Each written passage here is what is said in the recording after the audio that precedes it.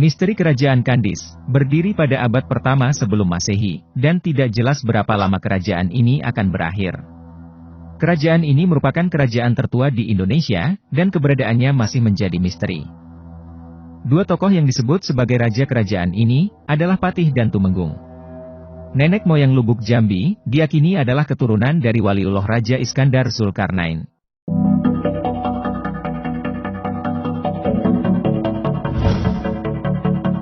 Tiga putra Iskandar Zulkarnain yang bernama Maharaja Alif, Maharaja Depang, dan Maharaja Diraja, berpisah untuk mencari daerah baru. Kemudian, Kerajaan Kandis didirikan di Bukit Bakar. Kerajaan ini, diperhitungkan berdiri pada 1 sebelum Masehi, mendahului berdirinya Kerajaan Moloyo atau Darmasraya di Sumatera Tengah. Sesampainya di Bukit Bakau, Maharaja Diraja membangun sebuah istana yang megah, yang dinamakan dengan Istana Dhamna. Putra Maharaja Diraja bernama Darmaswara dengan gelar Mangkuto Maharaja Diraja, dan gelar pautannya adalah Datuk Rajo Tunggal. Datuk Rajo Tunggal mempunyai senjata kebesaran yaitu keris berhulu kepala burung Garuda, yang sampai masa ini sedang dipegang oleh Daniel gelar Datuk Mangkuto Maharajo Dirajo. Lambang Kerajaan Kandis adalah berpasangan bunga raya, berwarna merah dan putih. Kehidupan ekonomi Kerajaan Kandis ini adalah dari hasil hutan seperti damar, rotan, dan sarang burung layang-layang, dan dari hasil bumi seperti emas dan perak. Kawasan Kerajaan Kandis kaya hendak emas, sehingga Rajo Tunggal memerintahkan untuk membuat tambang emas di kaki Bukit Bakar, yang dikenal dengan tambang titah. Gunanya, tambang emas yang dihasilkan berdasarkan titah raja. Sampai masa ini, bekas peninggalan tambang ini sedang dinamakan dengan tambang titah. Hasil hutan dan hasil bumi Kandis, diperdagangkan ke Semenanjung Melayu oleh Menteri Perdagangan Dato Bandaro Hitam dengan memakai ojung atau kapal kayu. Dari Malaka ke Kandis, membawa barang-barang kebutuhan kerajaan dan warga. Demikianlah hubungan perdagangan antara Kandis dan Malaka, sampai Kandis mencapai puncak kejayaannya. Setelah sekian lama, air laut semakin surut, sehingga kawasan Kuantan makin banyak yang timbul. Kemudian berdiri pula Kerajaan Koto Alang di Botung dengan Raja Aur Kuning sebagai rajanya. Warga Kandis menyebar, sehingga berdiri juga Kerajaan Putih Pinang Masak di kawasan pantai Lubuk Ramo. Kemudian juga berdiri Kerajaan Dang Tuanku di Siningi, dan Kerajaan Imbang Jayo di Koto Baru. Dengan berdirinya kerajaan-kerajaan baru, mulailah terjadi perebutan wilayah kekuasaan dan peperangan antar kerajaan. Kerajaan Koto Alang memerangi Kerajaan Kancil Putih. Sesudah itu Kerajaan Kandis memerangi Kerajaan Koto Alang, dan dikalahkan oleh Kandis. Kerajaan Koto Alang tak mau diperintah oleh Kandis, sehingga Raja Aur Kuning pindah ke kawasan Jambi, sedangkan Patih dan Temenggung pindah ke Marapi. Kepindahan Raja Aur Kuning ke kawasan Jambi, menyebabkan sungai yang mengalir di samping Kerajaan Koto Alang diberi nama Sungai Salo, berasal dari kata Raja Bukak Selo karena kalah dalam peperangan. Sedangkan Patih dan Temenggung lari ke Gunung Marapi Sumatera Barat, di mana keduanya mengukir sejarah Sumatera Barat, dengan berproses dan berganti nama Patih menjadi Dato Perpatih Nan Sabatang, dan Temenggung berproses dan berganti nama menjadi Dato Ketemenggungan. Tak lama kemudian, pembesar-pembesar Kerajaan Kandis mati terbunuh diserang oleh Raja Sintong dari Cina belakangan, dengan ekspedisinya dikenal dengan Ekspedisi Sintong. Sesudah kalah perang, pemuka Kerajaan Kandis bersama-sama menjadi satu kumpulan di Bukit Bakar. Karena kecemasan adanya serangan musuh, mereka sepakat untuk menyembunyikan Istana Dhamna dengan mengucap sumpah. Sejak itulah Istana Dhamna hilang, dan mereka memindahkan pusat Kerajaan Kandis ke Dusun Tuo, Teluk Kuantan. Itulah sekilas perjalanan Kerajaan Kandis, dari awal berdirinya, hingga keruntuhannya yang tidak ditemukan bukti sejarahnya, karena dihilangkan oleh pemuka kerajaannya sendiri. Sekarang, mari kita lihat bagaimana sejarah ini tidak muncul di permukaan, dan diajarkan di sekolah-sekolah. Sejarah Nusantara dapat dikelompokkan menjadi 5 fase, yaitu zaman prasejarah, zaman Hindu-Buddha, zaman Islam, zaman kolonial, dan zaman kemerdekaan. Kalau dirunut perjalanan sejarah tersebut, zaman kemerdekaan, kolonial, dan zaman Islam, mempunyai bukti sejarah yang jelas dan tidak perlu diperdebatkan. Zaman Hindu-Buddha juga telah ditemukan bukti sejarah, walaupun tidak sejelas zaman setelahnya. Zaman sebelum Hindu-Buddha masih dalam teka-teki besar. Maka dalam menjawab ketidakjelasan ini, dapat dilakukan dengan analisa keterkaitan antar kerajaan. Dalam catatan sejarah, terdapat informasi yang terputus antara zaman prasejarah dengan zaman Hindu-Buddha. Namun ada sebuah gambaran, bahwa peradaban Nusantara kuno bermula di Sumatera bagian tengah dan ujung barat Pulau Jawa. Dari abad pertama sampai abad keempat, daerah yang dihuni meliputi Jambi, Kerajaan Melayu Tua, Lampung, Kepaksian Skala Berak Kuno, dan Banten, Kerajaan Salakanegara. Untuk mengetahui peradaban awal Nusantara, kemungkinan besar dapat diketahui melalui analisa keterkaitan tiga kerajaan tersebut. Kerajaan Melayu Tua di Jambi. Di daerah Jambi, terdapat tiga kerajaan Melayu Tua yaitu, Koing, Tupo, dan Kantoli. Kerajaan Koing terdapat dalam catatan Cina yang dibuat oleh Kaangtai dan Wanchen dari Wang Shao, tentang adanya negeri Koing. Tentang negeri ini, juga dimuat dalam ensiklopedi Teung Tin yang ditulis oleh Tuyu, dan disalin oleh M. Atu Anlin dalam ensiklopedi Wenxian Teung Kao. Diterangkan, bahwa di kerajaan Koing terdapat gunung api dan kedudukannya 5.000 li di timur Cupo Jambi. Di utara Koing, ada gunung api, dan di sebelah selatannya ada sebuah teluk bernama Wen. Dalam teluk itu ada pulau bernama Peulei atau pulau. Penduduk yang mendiami pulau itu, semuanya telanjang bulat, lelaki maupun perempuan, dengan kulit berwarna hitam kelam, giginya putih-putih dan matanya merah. Melihat warna kulitnya, kemungkinan besar penduduk Peulei itu, bukan termasuk rumpun Proto-Negrito atau Melayu Tua, yang sebelumnya menghuni daratan Sumatera. Menurut data Cina, Koing telah melakukan perdagangan dalam abad ke-3 Masehi, juga di Pasemah wilayah Sumatera Selatan, dan Ranau wilayah Lampung. Telah ditemukan petunjuk adanya aktivitas perdagangan yang dilakukan oleh Tonkin atau Tongkin, dan Vietnam atau Funan dalam abad itu juga. Malahan, keramik hasil zaman dinasti Han, ditemukan di wilayah Sumatera tertentu. Hubungan dagang secara langsung, terjadi dalam perdagangan dengan negeri-negeri di luar di sekitar Teluk Wen dan Selat Malaka.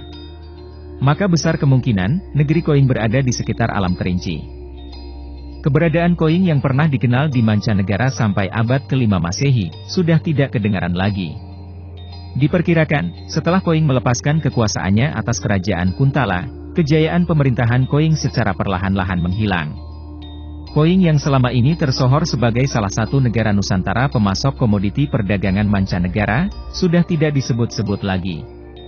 Keadaan seperti ini, sebenarnya tidak dialami Koing saja, karena kerajaan lain pun yang pernah jaya semasa itu, banyak pula yang mengalami nasib yang sama. Namun yang jelas, di wilayah Alam Kerinci sebelum atau sekitar permulaan abad Masehi, telah terdapat sebuah pemerintahan berdaulat yang diakui keberadaannya oleh negeri Cina, yang disebut dengan negeri Koing atau kerajaan Koing. Kerajaan Kepaksian Skala Berak. Skala Berak adalah sebuah kerajaan di kaki Gunung Pesagi, gunung tertinggi di Lampung, yang menjadi cikal bakal suku bangsa atau etnis Lampung saat ini. Kerajaan ini letaknya di dataran Belalau, sebelah selatan Danau Ranau, yang secara administratif kini berada di Kabupaten Lampung Barat. Dari dataran Skala Berak inilah, bangsa Lampung menyebar ke setiap penjuru dengan mengikuti aliran Wei atau sungai-sungai, yaitu Wei Komring, Wei Kanan, Wei Semangka, Wei Seputih, Wei Sekampung, dan Wei Tulang Bawang beserta anak sungainya, sehingga meliputi dataran Lampung dan Palembang serta pantai Banten.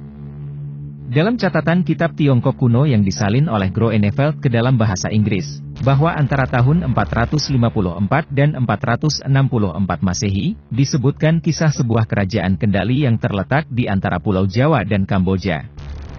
Hal ini membuktikan, bahwa pada abad ketiga, telah berdiri kerajaan Skala Berak kuno yang belum diketahui secara pasti kapan mulai berdirinya. Kerajaan Skala Berak, menjalin kerjasama perdagangan antar pulau dengan kerajaan-kerajaan lain di Nusantara, dan bahkan dengan India dan negeri Cina. Kerajaan Salakanegara. Kerajaan Salakanegara atau Rajatapura, termasuk kerajaan Hindu. Ceritanya tercantum pada naskah Wangsakerta. Kerajaan ini dibangun tahun 130 Masehi yang terletak di pantai Teluk Lada, wilayah Kabupaten Pandeglang, Banten.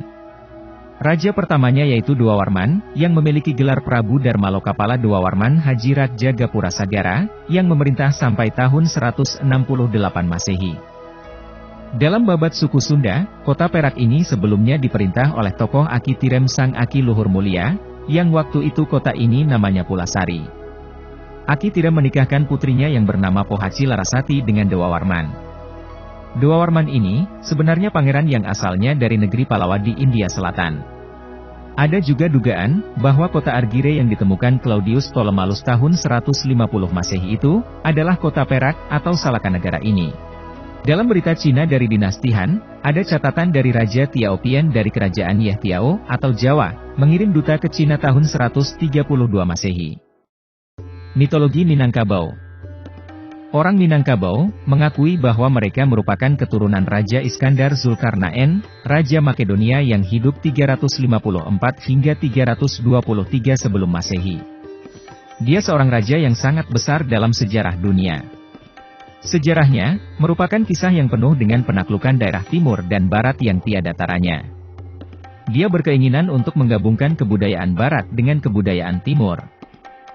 Dalam Tambo Alam Minangkabau, bahwa Iskandar Zulkarnain mempunyai 3 anak, yaitu Maharajo Alif, Maharajo Dipang, dan Maharajo Dirajo. Maharajo Alif menjadi raja di benua Ruhum, Romawi, Maharajo Dipang menjadi raja di negeri Cina, sedangkan Maharajo Dirajo menjadi raja di Pulau Emas, Sumatera. Kalau kita melihat kalimat-kalimat Tambo sendiri, maka dikatakan sebagai berikut. Tatkala maso dahulu, Batigo Rajo Nayek Nobat, nan surang Maharajo Alif, nan pai ka Abanda Ruhum, nan surang Maharajo Dipang nan pai ka Anagari Cino, nan surang Maharajo Dirajo manapek ka Pulau Ameh Nanko. Pada masa dahulu kala, ada 3 orang yang naik tahta kerajaan, seorang bernama Maharaja Alif yang pergi ke negeri Ruhum, Eropa, yang seorang Maharajo Dipang yang pergi ke negeri Cina, dan seorang lagi bernama Maharajo Dirajo yang menepat ke Pulau Sumatera. Dalam versi lain diceritakan, seorang penguasa di negeri Ruhum, mempunyai seorang putri yang sangat cantik. Iskandar Zulkarnain menikah dengan putri tersebut. Dengan putri itu, Iskandar mendapat 3 orang putra, yaitu Maharaja Alif, Maharaja Depang, dan Maharaja Diraja. Setelah ketiganya dewasa, Iskandar berwasiat kepada ketiga putranya sambil menunjuk-nunjuk, seakan-akan memberitahukan ke arah itulah mereka nanti harus berangkat melanjutkan kekuasaannya. Kepada Maharaja Alif, ditunjuk ke arah Ruhum, Maharaja Depang negeri Cina, Maharaja Diraja ke Pulau Emas. Setelah Raja Iskandar wafat, ketiga putranya berangkat menuju daerah yang ditunjukkan oleh ayahnya. Berlayarlah bahtera yang membawa ketiga orang putra itu ke arah timur, menuju Pulau Langkapuri. Setibanya di dekat Pulau Sailan, ketiga saudara itu berpisah. Maharaja Depang terus ke negeri Cina, Maharaja Alif kembali ke negeri Ruhum, dan Maharaja Diraja melanjutkan pelayaran ke tenggara menuju sebuah pulau yang bernama Jawa Al-Kibri, atau disebut juga dengan Pulau Emas, Sumatera sekarang. Setelah lama berlayar, kelihatanlah puncak Gunung Marapi sebesar telur itik, maka ditujukan bahtera ke sana dan berlabuh di dekat puncak gunung itu. Seiring menyusutnya air laut, mereka berkembang di sana. Dari keterangan Tambo itu, tidak ada dikatakan angka tahunnya, hanya dengan istilah masa dahulu kala. Dalam hal ini rupanya Tambo Alam Minangkabau tidak mementingkan angka tahun, selain dari mementingkan kebesaran kemasyhuran nama-nama rajanya. Mitologi Lubuk Jambi. Pulau Sumatera sekarang, disebut juga Pulau Perca. Pulau ini telah berganti-ganti nama sesuai dengan perkembangan zaman. Diperkirakan, pulau ini dahulunya merupakan satu benua yang terhampar luas di bagian selatan belahan bumi.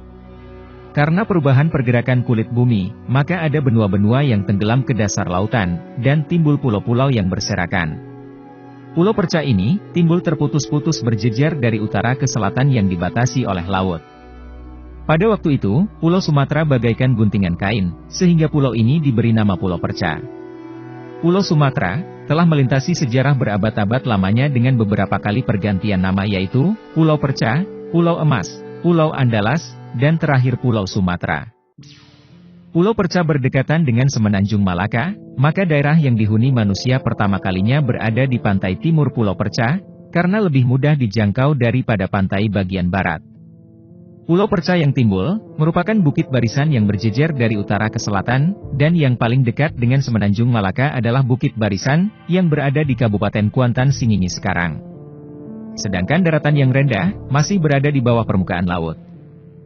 Nenek moyang Lubuk Jambi, diyakini berasal dari keturunan Waliullah Raja Iskandar Zulkarnain. 3 orang putra Iskandar Zulkarnain yang bernama Maharaja Alif, Maharaja Depang, dan Maharaja Diraja, berpencar mencari daerah baru. Maharaja Alif ke Bandar Ruhum, Maharaja Depang ke Bandar Cina, dan Maharaja Diraja ke Pulau Emas. Ketika berlabuh di Pulau Emas, Maharaja Diraja dan rombongannya mendirikan sebuah kerajaan yang dinamakan dengan Kerajaan Kandis, yang berlokasi di Bukit Bakar atau Bukit Bakau. Daerah ini merupakan daerah yang hijau dan subur, yang dikelilingi oleh sungai yang jernih. Dari sini, kita sudah mendapatkan banyak kesamaan dari berbagai sumber kisah yang tersedia. Sekarang, kita akan meninjau lokasinya. Deskripsi lokasi Kerajaan Kandis. Analisis topografi yang dilakukan pada peta satelit yang diambil dari Google Earth, ditemukan lokasi yang dicirikan di dalam Tambo, yaitu bukit yang dikelilingi oleh sungai, atau berada hampir di titik tengah Pulau Sumatera. Lokasinya berada di tengah hutan adat Lubuk Jambi, oleh pemerintah dijadikan sebagai kawasan hutan lindung, yang dinamakan dengan Hutan Lindung Bukit Betabo. Lebih kurang 2 km sebelum Bukit Bakar, ditemukan batu karst atau karang laut yang berjejer. Batu ini diduga sebagai pagar lingkar luar kerajaan. Pada bukit yang dikelilingi oleh sungai yang sangat jernih, pada bagian puncaknya ditemukan batu karst yang memenuhi puncak bukit. Batu karst itu pada lereng bagian timur dan utara tersingkap, sedangkan lereng selatan dan barat tertimbun. Lereng tenggara ditemukan seperti tiang batu, yang diduga bekas menara istana. Pada lereng timur bukit sebelah atas, kira-kira 1.200 meter dari sungai, ditemukan mulut goa yang diduga pintu istana, akan tetapi pintu ini pada bagian dalam sudah tertutup oleh reruntuhan batu. Pintu goa ini tingginya 5 meter, dengan ruangan di dalamnya sejauh 3 meter, dan dalam goa tersebut terlihat seperti ada ruangan besar di dalamnya, namun sudah tertutup. Pada lereng bukit bagian selatan sampai ke barat, ditemukan teras sebanyak 3 tingkat, diduga bekas cincin air.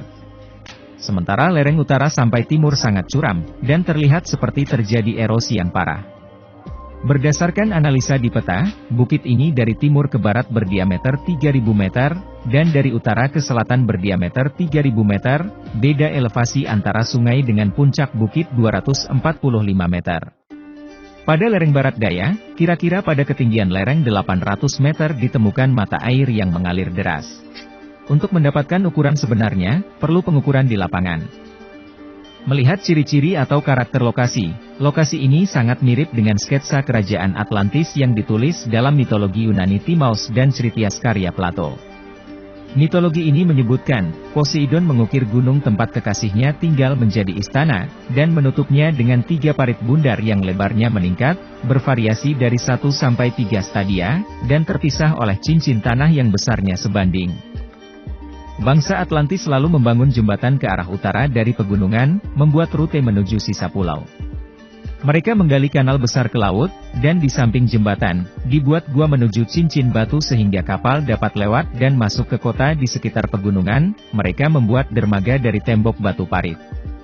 Setiap jalan masuk ke kota dijaga oleh gerbang dan menara, dan tembok mengelilingi setiap cincin kota.